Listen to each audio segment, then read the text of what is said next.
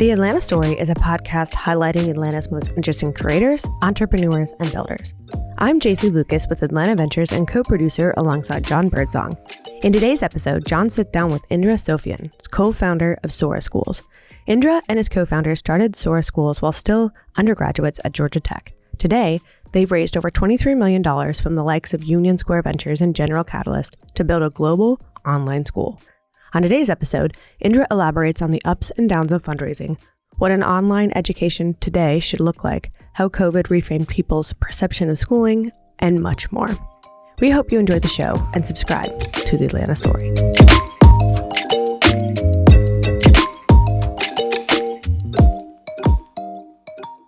Indra Sofian, thank you so much for being part of the Atlanta Story podcast today. Thanks for having me. Co-founder of Sora Schools. How is Sora Schools solving the world's education problem? So Sora, just for everyone's context, we started working on Sora back in 2018. When we initially started working on Sora, and to be completely honest, we weren't thinking of starting a whole school.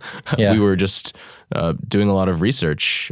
We were just talking with educators, speaking with edtech entrepreneurs, teachers, school founders, really anyone who could give us unique insight on basically the problems, the way schools are designed today. And when we talked to these people over many months, we realized that in many ways, high schools, which sort of became our focus at that time, we realized that they don't really prepare students for their futures. They don't, in a traditional school system, you don't really learn true independence or creativity. If you do, you learn in spite of the school system, not because of it. Yep. Rote memorization. Yeah, exactly. You sit in rows of desks in front of a teacher and whiteboard for 13 years. The teacher talks all the time. You stay quiet, and you get shushed when you get told when you try to speak to a friend or someone near you.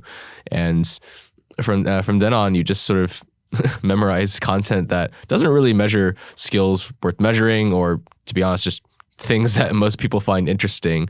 And at the end of all of that, you graduate, maybe you're pushed off to college, maybe you're pushed off somewhere else.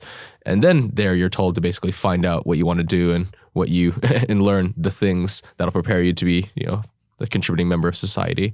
But when we talk to people, we realize that schools, in many ways, I don't think this comes as a shock to many people. We were pretty naive, so it came as a little bit of a shock to us. Schools don't, or it's really hard to change schools. Yes. And we realized that if we really wanted to bring change to the system, to do school very differently, to get rid of the lecture-based model, to change the schedule, to change the curriculum, to change all of that, and do something completely different, we had to start a whole new system. Yep. In our case, a whole new high school. And so we is your two co-founders, and that realization came a month, 6 months after starting to dive into the customer discovery. So we started working on it about the beginning of 2018. Okay. And y'all had just all graduated from tech. No, we had not graduated from tech at that point. So still at tech. Okay. Yeah, I went to tech 2014 to 2018. Yeah. Very active in the entrepreneurial scene, Startup Exchange. I want to talk about that later on the podcast, but continue. Sure. So we started working on it back in the beginning of 2018. At the time, we just met in our, we had just met. We'd known each other for a couple of years before that, but we were in our apartments on campus just one Saturday night towards, I think January, something like that. And we were talking about what we were like in high school, what kind of students we were, what subjects we hated, what subjects we really liked, what type of people we were, just memories from high school. And at some point in the conversation, all the things we used to complain about in school. And I think we spent probably a good hour on the stuff about, that we found annoying or dumb or useless about our schools. And at some point in the conversation, we had this whiteboard in our apartment, and I just got up and started writing a list of all the stuff we talked about basically what we would have done differently had we been in charge of our schools. It was a relatively silly conversation, I'll say. Like, it wasn't anything momentous or anything. We didn't just come up with the whole, design and concept for Sora or anything in that conversation. But after that conversation, after that night, we just kind of kept up this group chat. We'd text each other back and forth about basically what we had talked about. We'd send each other, random articles, things we'd read, or we'd hear about, oh, check out this, cool school in, Iowa that's doing project-based learning and working with small businesses around them. Or, oh, like, check out this abstract from this research paper on self-determination theory. Like, we just text each other stuff and read. And eventually we started getting on calls, not really like scheduled or anything. We just, we're like, hey, like, let's just talk about this. So we were a little scattered at that time. Garrett was in the Bay Area for that summer. And so he was already off there by the time we were getting on regular calls. But kept it fun. Yeah, it wasn't anything serious until it was, when we realized that we really cared about education and the sort of the topics we were talking about. Really, like, there's lots of, people could go on and on and on about the different problems with our education system in school and K-12 and stuff. But for us, we had become particularly interested in high school and just the concept of high school itself. Like, what's really the purpose of high school? Why are they designed the way they are? And what could be better? So at that point, we realized we had done a lot of reading, like a lot of our own research, but we realized that it was time to start talking to other people and just get some more lived in experience. So, we reached out to an educator friend that we knew just to get their perspective. And it was a super helpful conversation just to learn about basically, their job, but also the way they solve problems, the way schools are. Mm-hmm. Not necessarily like their individual school, like, oh, the administrator is bad or something like that, but like just the way the school itself is designed and how the classes are, the curriculum, et cetera. So we just started cold emailing, really, just teachers, educators, ed tech entrepreneurs, really just anyone who could help us. And after we talked to many, many people, I think that's when we started realizing that there was something that we could start. We just didn't know exactly what yet. We had started forming effectively hypotheses on the things that are wrong with the way schools are designed today. And we through these conversations, we were effectively just confirming the hypotheses. And so once we confirmed them, we said, well, what can we do to solve them, basically? And then, that led to us realizing that it's really hard to change schools. And so we just decided to start our own. Well, there's a lot of people that have grief with schools, the school system, but there's a lot fewer who actually go and do something. So, yeah. And you and your co-founders, you're graduating from Georgia Tech. You've got the world is your oyster. I've been to career fairs. I've held booths at career fairs at Georgia Tech, and unsurprising. People are just all recruiting. How did y'all decide we're not going to go down this kind of traditional corporate path of to Oracle or Lockheed Martin, and we're just going to say, hey, we're going to just tackle this massive market where the problem is in high school, very real, and build a world that we want to? How did y'all make that decision? And were your parents, were they like, what? You're doing what? Yeah, I think the day we announced Sora publicly to the world back in fall 2018, I made a post on my personal Facebook page, and I was like, yeah, we're starting Sora, it's great. And later that day, my mom called me, and I had to convince her that I wasn't crazy for starting a school. She's like, a school? In Chinese, but like, a school? I was like, yeah, it'll be great. So it's a good question. I think people are ultimately an average of the people they hang out with and are surrounded by. Just, they're shaped by their environments. I guess I would be more of a nurture kind of guy versus a nature. That obviously has some part to play. But I think I was always exposed to entrepreneurship growing up. My parents were small business owners themselves. They own some restaurants. And I just, growing up, I was exposed to all that. I think my parents, my immigrant parents were incredibly supportive of me and wanted me to explore my interests and aspirations and passions and such. As long as they let me studying like business engineering or some field like that. As long as it was in this realm. They always just, they were like, do what you want, but like, it would be fantastic if you just did that specifically.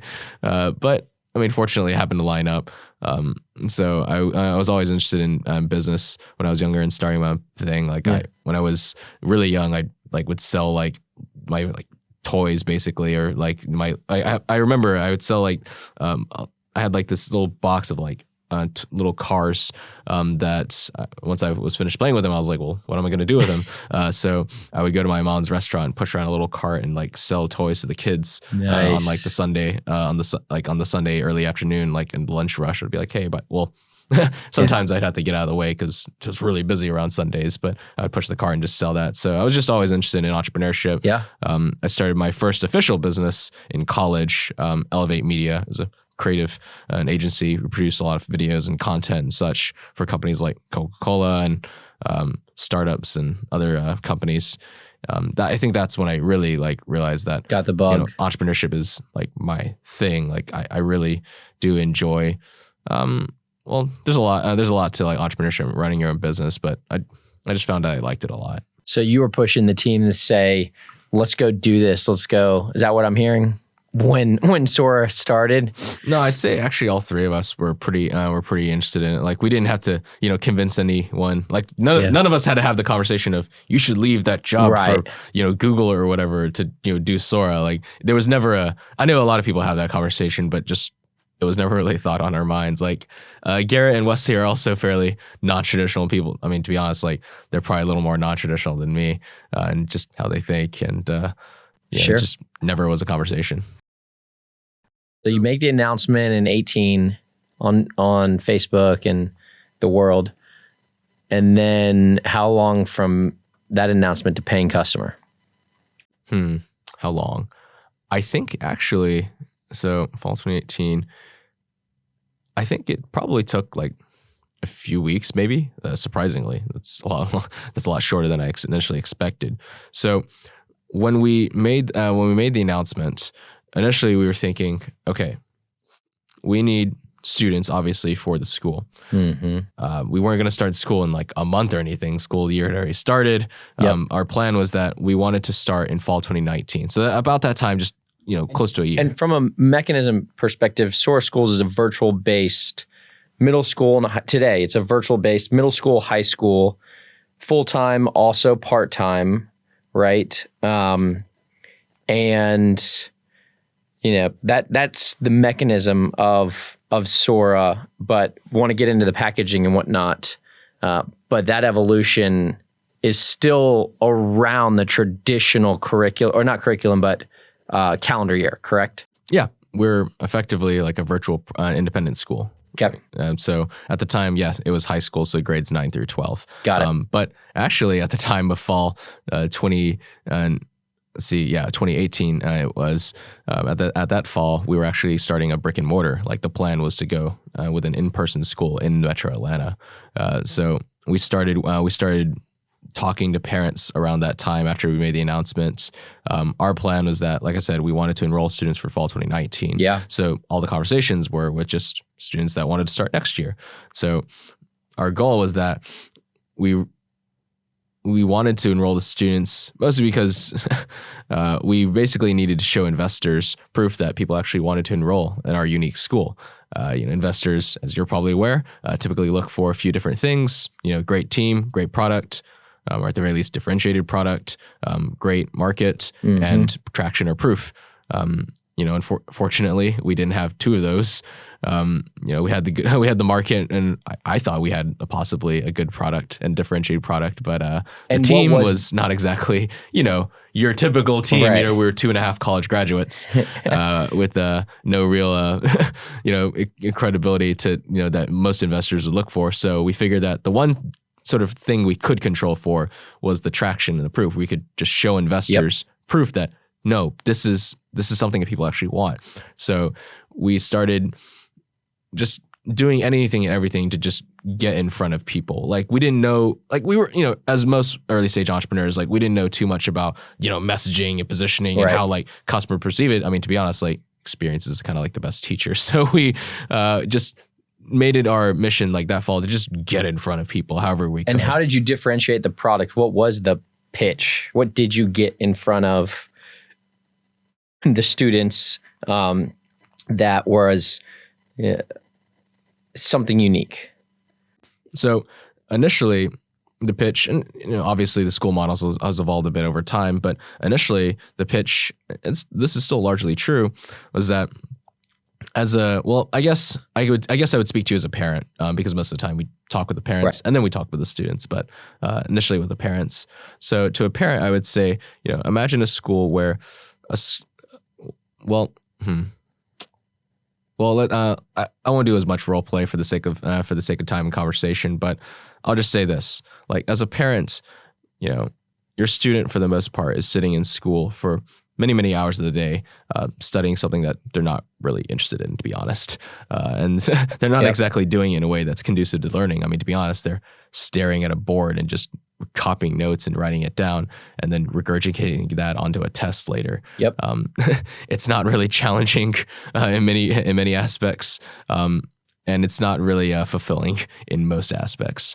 And so to a parent, I would say that imagine a high school where your student could actually study and learn what they wanted based on their interests. Maybe your student's really into coding and video game development. Maybe your student's really into visual arts and writing and sketching. Imagine if they could just do that as their school.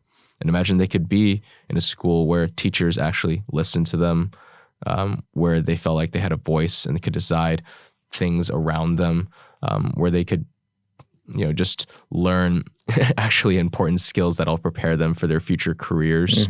Imagine a school environment where they could actually get to know other students and not just be in like an endless classroom of just many, many, many students, just one dot and a C, basically. Where no one really cares about them and their goals and such. And to that, I would say that a school like that can actually exist. And at that time, we told them, it can exist if you decide to enroll your student and sign up.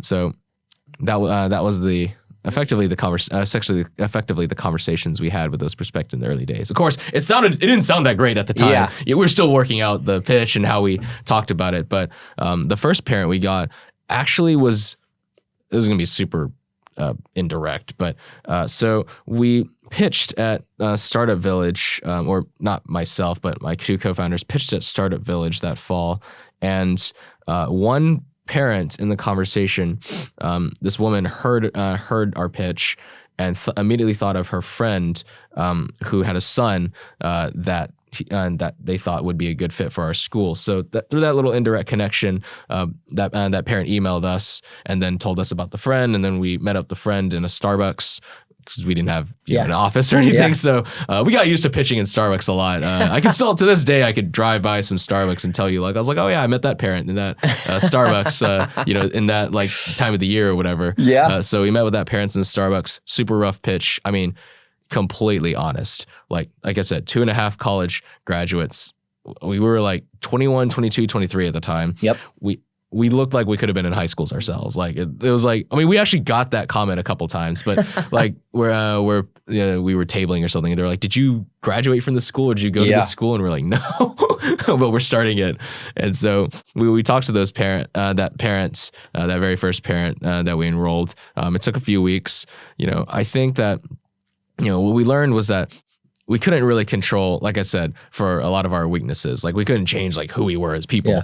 So we just leaned as much as we could into our strengths to just build credibility and help parents gain trust. Because in the early days, like, yes, we have like the pitch deck and like what the school will be, but there's almost really nothing else for the parents to really grasp onto, because it wasn't like we had a physical campus to show or we had like a ton of money curriculum. Like we had the idea, like the skeleton of it, but like there wasn't much for parents to really hold on to.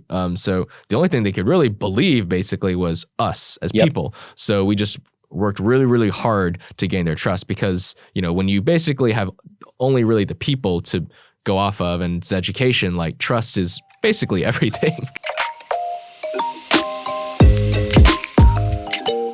And we're going to take a quick break here and share that this podcast is brought to you by Atlanta Ventures.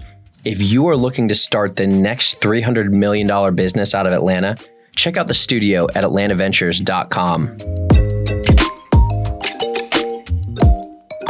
So let's fast forward to today, because the origin story is always fascinating. But now, 3 years later, y'all just raised $18 million from Union Square Ventures? Well, from General Catalyst most recently. General USV Catalyst was our seed round. USV. Walk us through those steps. How many students are enrolled today? I saw on LinkedIn that y'all are hiring teachers. I know I just threw a lot there at you, but walk us through the evolution from one student at the Starbucks to, let's just say, USV. Sure. So some in quick points.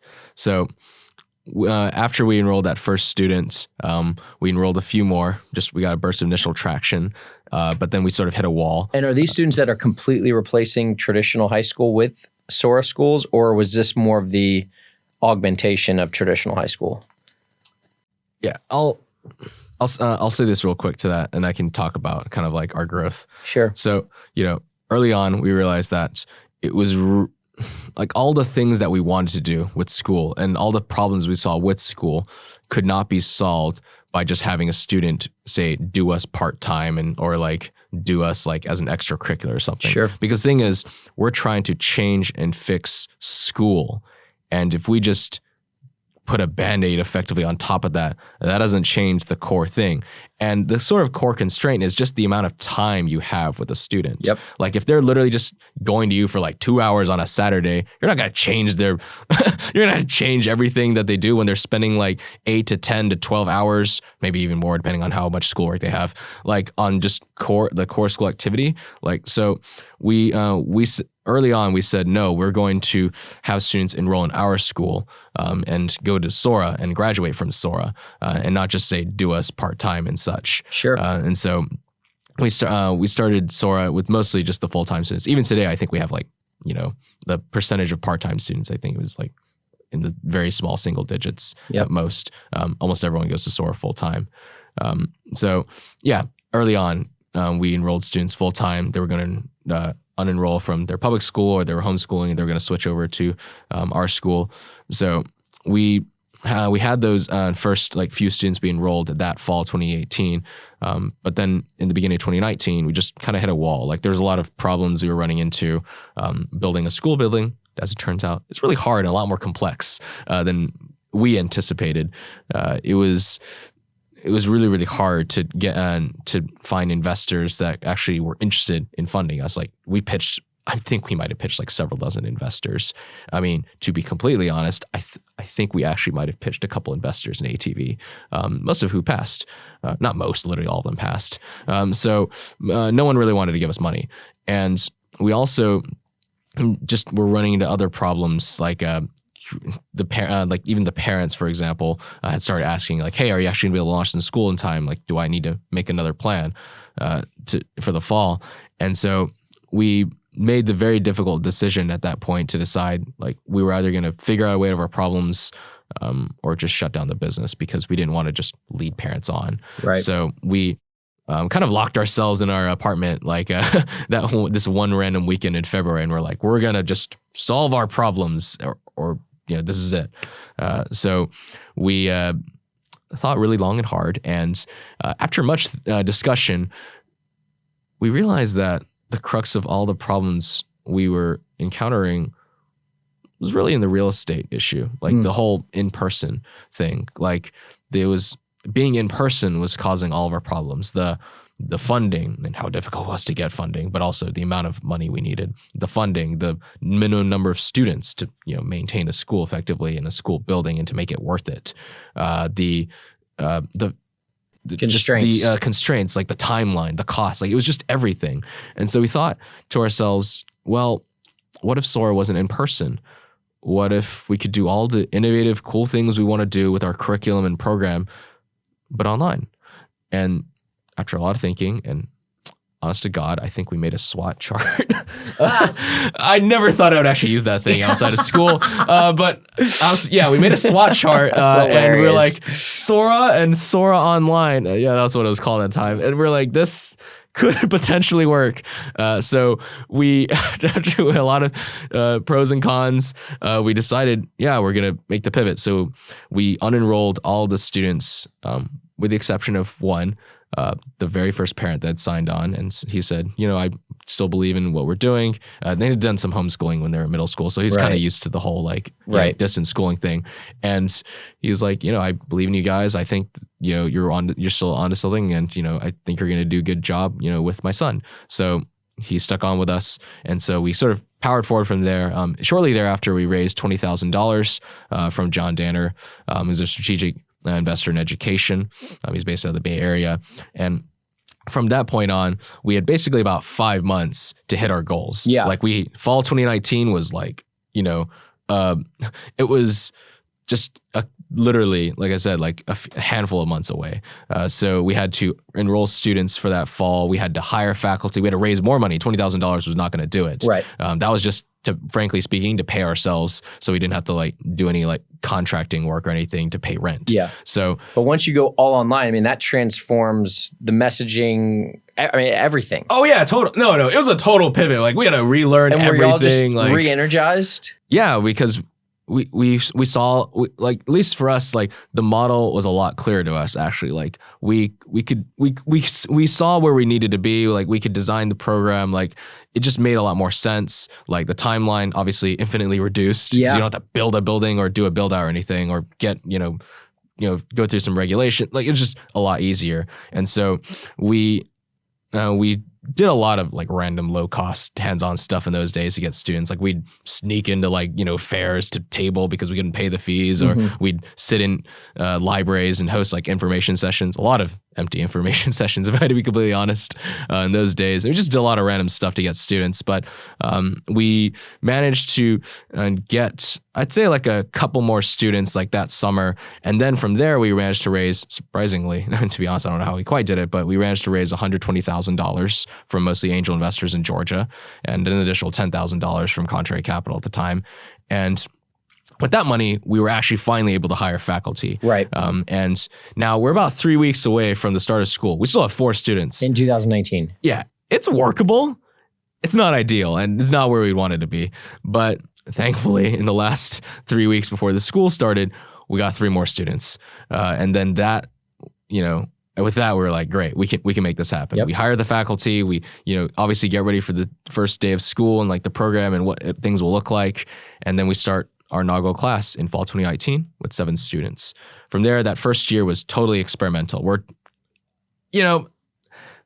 when you have a plan, it usually works until basically actually put into practice. Mm-hmm. It just there's a lot of stuff that breaks down, that works in theory but breaks down in practice. We realized that we had to just iterate constantly and learn from not just just from observation, but we just got a lot of student feedback and faculty feedback on how the program went. Really, that first year was just a huge sort of a, or not huge, but rather a really, really long cycle of just constantly getting feedback from our students and our faculty and even the parents, and just that's working August on the program. 19? Yeah, fall 2019. So that, for a year basically. But of course, along that year, COVID happens. And so I think initially, just to clear up some people's expectations, a lot of people think that, COVID happened and then Sora, it's success. Right. Not exactly. If people will remember, around March 2020 and April 2020, no one knew what was going on. No one, people stopped investing money. People were buying toilet paper. Everyone, just no one knew what was going on or what was going to happen. So at Sora, from a school perspective, actually nothing really changed. We just, 1 weekend, the lockdowns happened, and the next, on Monday, we just continued school because it's virtual. So right. Nothing changed.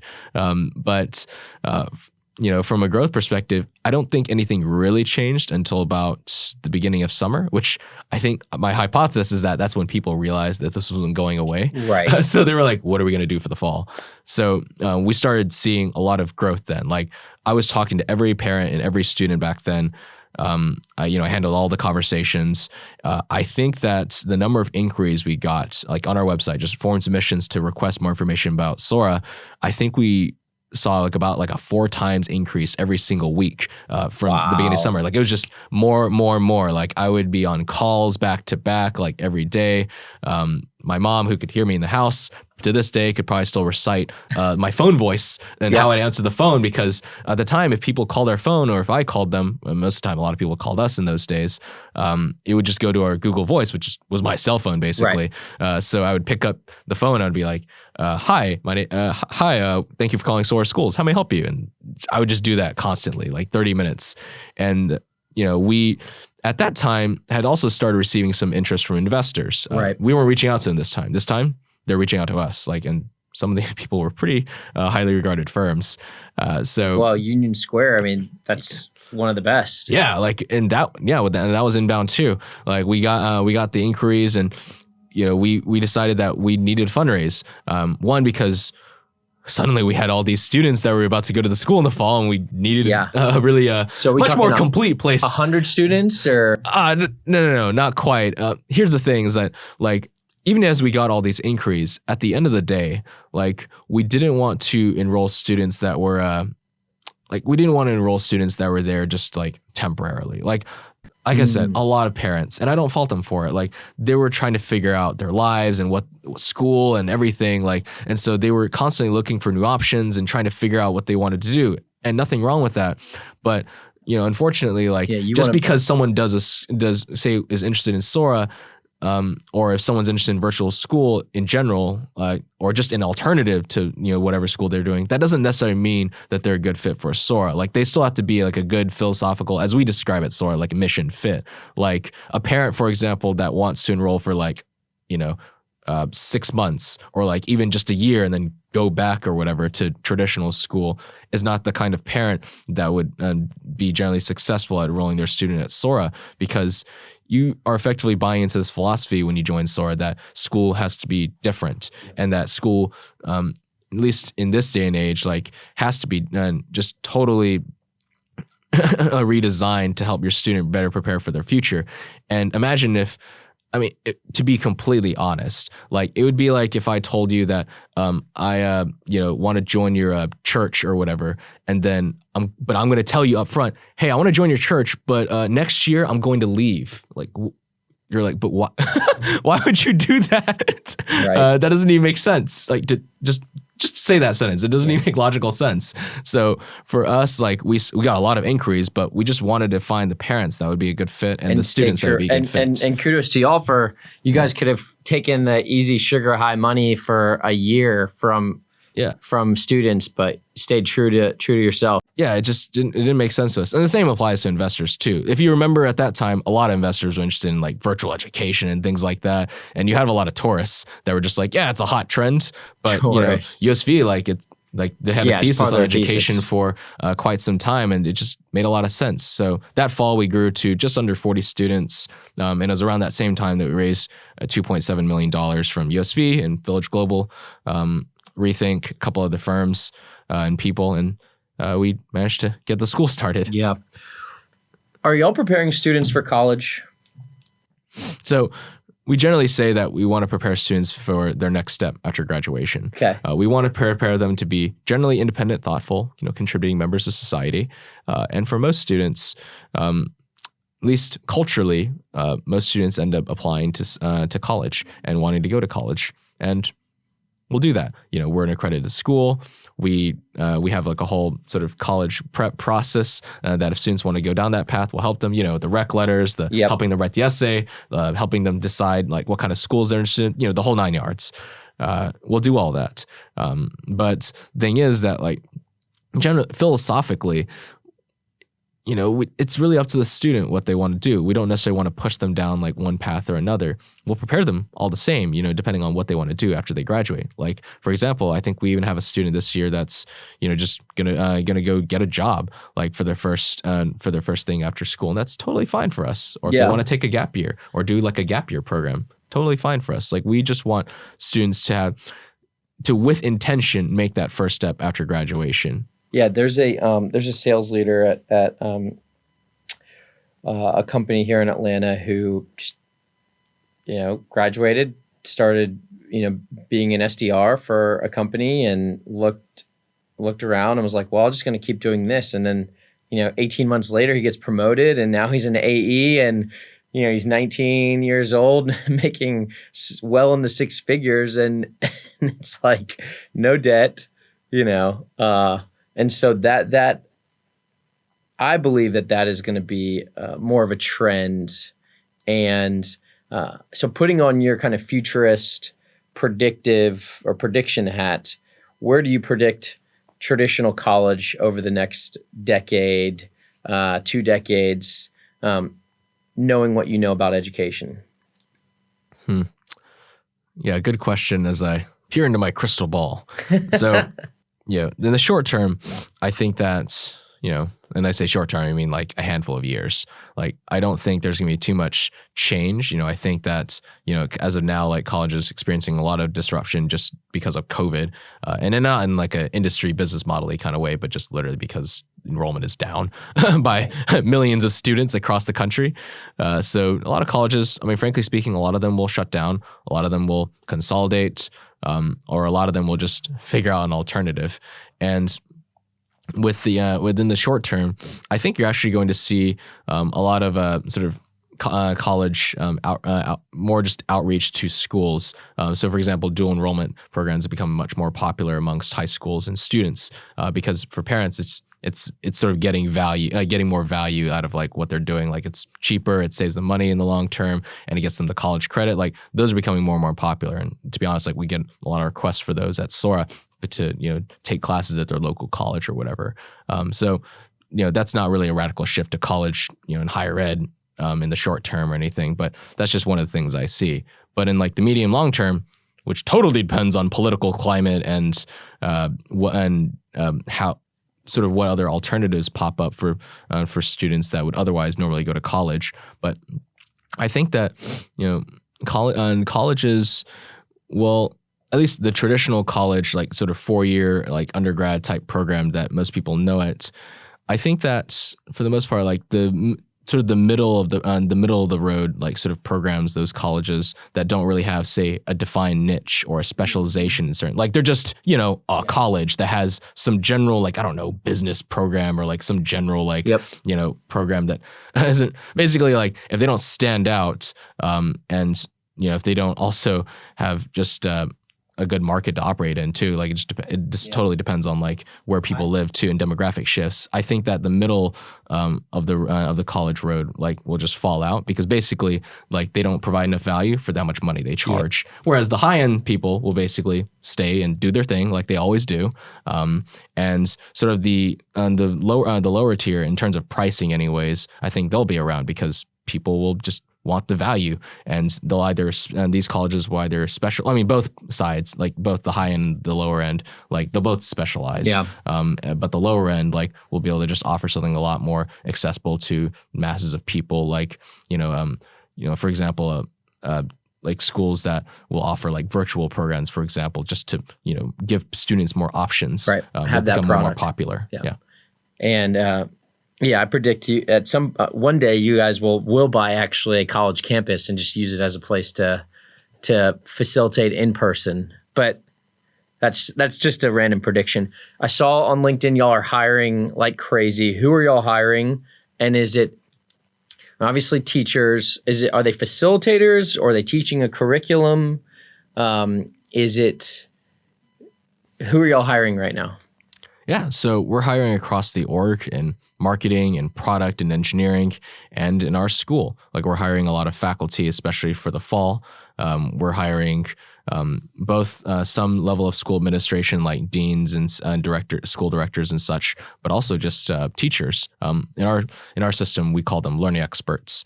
And we do that because they don't teach in the traditional way. Like in our sort of school model, students operate in sort of this flipped classroom environment. It's a typically intimate like sort of environment when students are in what we call learning expeditions, our version of classes. And so in these learning expeditions, which may have 6, 10, 10, 11, 12, 13 kids, they sit with the learning expert, virtually, of course. Sure. They sit with the learning expert. And the format of the learning expedition can really kind of depend on like the teacher's style and like the learning expert and what they want to do. Like it could be a lab, it could be a Socratic discussion, it could be a literal video game in some cases, like it could be a debate competition, like it just varies. But the bottom line is that it's not a lecture. It's not something that students just go to and sit there and just like kind of like listen for like 45 minutes and then go away. Like it's actually engaging. Like we generally believe that, a school in this day and age should not be focused on just creating like tons and tons of content and just delivering content. Because to be completely honest, like there's a lot of good educational content that's low cost or free, basically available to anyone and everyone if they know where to look for it, basically. Like so, our learning experts, for example, aren't like lecturing for the most part. They're usually what we describe as like they're usually in a facilitator role. Like they're helping students figure out like a certain concept. They're, facilitating like whatever sort of activity or learning experience that the students are doing. And so, as we're hiring, like we're really looking for teachers that believe in a different way of doing things in education and that believe that, the traditional sort of model is not the future. Now, we are fortunate that most people believe that too. And that's not we haven't had to convince anyone that that how we do things in traditional schools is not good. And especially with teachers, we've never really had that problem, which was honestly surprising to us because when we first started, we thought that, frankly speaking, we thought a lot of teachers would think we were just, spouting upright blasphemy. Yeah. But as it turns out, a lot of teachers believed in what we were doing. And even with the experience of remote over the past 2 years, right? I mean, they've got to realize that like there is a way to teach effectively online. Yeah. And we've been doing virtual since basically the beginning. Like it was obviously like we weren't perfect at it in the beginning. Like we had to figure out a lot of stuff, but over time we've gotten really good at it. We've done, I think some of the most far out stuff we've done virtually. Like I remember this learning expedition. This was actually momentous for one student in particular who later, graduated from Sora. But we had this expedition held by one of our STEM learning experts. It was, I forget the exact name, but they effectively had to learn about the biology of sharks. So we literally shipped baby sharks to people's houses, and they just dissected the sharks and learned about it. Like I don't know where they did in their house, their kitchen or whatever, but their living room table. But they would just dissect sharks in front of each other and had to just learn about it like right there. And the teacher would of course explain like the different parts of the shark and such. It was that was such an interesting expedition, but also for one student in particular, enlightening because she had been sort of figuring out what she wanted to do. Like she came into Sora thinking, oh, I might go into like fashion, and she decided that wasn't for her. Then being a stylist, and that wasn't for her. So just kind of went through a bunch of different paths, and then she eventually sort of found this thing like, oh, like I'm actually pretty into this whole marine biology thing, and like I wanted to explore that field more, and turns out it was her thing. And she graduated from Sora and headed off to college on the coast of Florida, and that's now studying there, and from by all accounts doing well. And like really like that's what we want students to do. I didn't talk about this too much earlier in the podcast, but philosophically, because I talked about kind of like generally how the school works, but philosophically from the student perspective, like we want students to come to Sora to really explore themselves and find out what it is, that they want to do after graduating. Like we want them to, in many aspects, do what most people expect college to do. We want them to basically find themselves and figure out, what they're into, what they're not into, and, just be better prepared for what they do after graduating. From a market perspective, is that a certain type of student, traditional student, right? I mean, these are people that have access to the internet. These are people that are, it seems very self-starting, right? Because there's going to be a group of young high schoolers where if you give them that much freedom, they may not take advantage of it, right? What is the ideal customer profile for a Sora School customer or student? So a student who would be successful at Sora to some degree has to have some level of sort of some self-management skills. Right. Like have to be somewhat independent. I'm not saying they have to be Superman or Superwoman and like, be the person that gets up at 5 a.m. and, runs a 5K and then does school. Like it, they don't have to be perfect kids or anything. Like, we have all different kinds of students that go to Sora, but they just to some degree like have to have some like level of, initiative to basically manage their schedule a bit, because in many ways going to school at Sora, it's sort of like the transition that students have to make when they go to college. Like the schedule is not completely full. Like they're not going block to block to block to block. There may be gaps in the schedule where they're taking some expeditions. Maybe some days are busier than others. Like they have to look at their learning and manage like their pace. Like there's a lot of stuff that they also have to like figure out. Of course, the parents help too, but it does take like a certain degree of independence and such. But really, like a student that just a student that has a little bit of that independence and has some just intellectual curiosity and like going after some interest that they have. I'm not saying that they have to like define like I want to be marine biologist by 25, like but they just generally the students that do well at Sora usually come in with some vague idea, at least like I like math or something as they come into Sora, and use that as a starting point to figure out sort of their path in school with us. Couple more questions. How does Sora define success? Like can you be more specific? Is it number of students? Is it the revenue? Is it the number of students that find out what they want to do when they get to a certain age? Right? Is there a thing that either numerically, monetarily, that says this is success for us? Yeah. So I think that from at least right now, like we're still working on a lot of our metrics of success. Like there's the traditional stuff, right? Right. Like students graduating and doing whatever they, job, college, whatever it is, like after, like that's a very clear metric. There's also traditional stuff. We don't have traditional grades, but, students could say be on pace to graduate. Like that's a general like bottom line thing.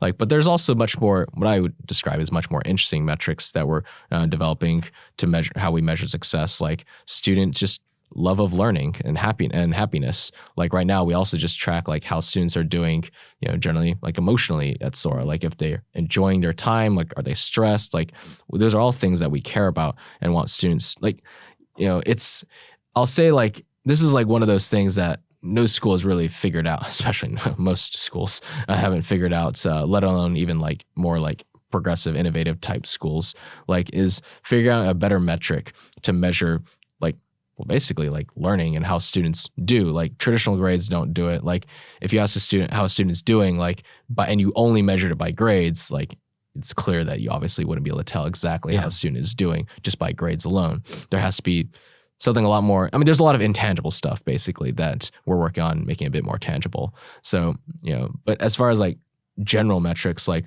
we want to deliver a world-class learning experience. We want students and parents to be, and faculty to be happy with that, and to be and to generally just love Sora. Like that's one of the things we care the most about, is building a school that students, parents, and faculty actually love.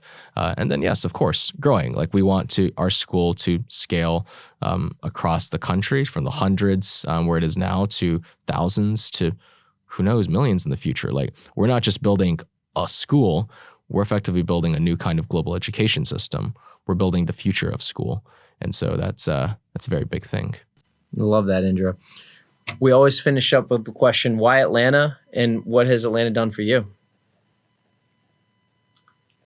I grew up in Georgia, Northwest Georgia, very, very small town. like an actual small town, not like a suburb. But I've been going to Atlanta for quite basically since I was pretty young. My mom would take me to the city a lot, almost every weekend. And when I went to school, Georgia Tech, of course, is in Midtown. And I think that the cool thing I really like about Atlanta is that, because like the, say, tech and sort of tech startup scene around here, which is kind of like what I got into when I was in college, with all my entrepreneurship, organization involvement and stuff. I found that, there was just a real sense of oh dear, I don't think I can find the noun for it. But basically, like people around here were pretty genuine. And they also, because of how like relatively small it was compared to like, say, like a super mature ecosystem like Bay Area, like a lot of people just sort of this sort of shared sense of like, we're in this thing together. We're going to like, there's no like, oh, like you're going to steal like my share of the pie, so to speak. Like, it's just like, no, we're going to build these things together as a group, as a community. And if one succeeds, we all succeed. And I really just like that part about Atlanta. And also just because Atlanta as a city is a lot more diverse than, say, some mature tech scenes. Sure.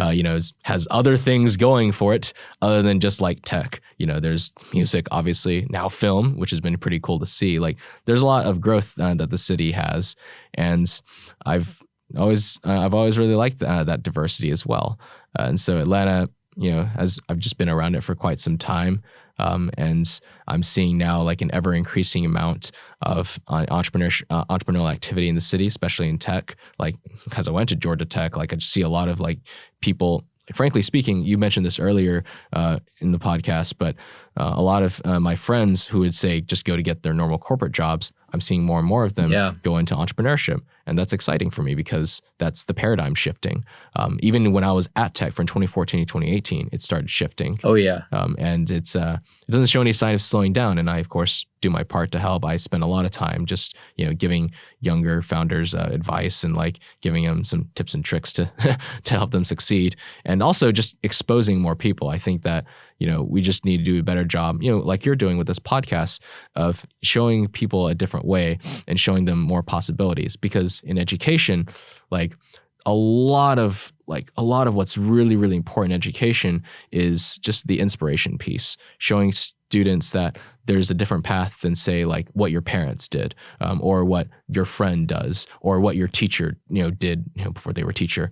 Like there's a lot of what we need to do to show people that there's other things that they can do. And of course, I'm biased entrepreneurship, but like I think that if we just show people more success stories and show people more opportunities, they'll take it. Indra, thank you so much for being part of the Atlanta Story podcast. Thanks for having me. And I am happy to be in Atlanta. Cool.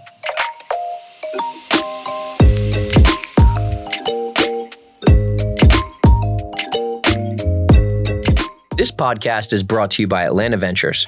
It was co-produced by JC Lucas and Jon Birdsong. If you are looking to start the next $300 million business in Atlanta, check out the studio at atlantaventures.com and the companies we work with who've done it before. Thank you for listening to this episode. If you enjoyed it, please share it at your next coffee meeting or dinner greeting, rate it, and write a benevolent, eloquent review.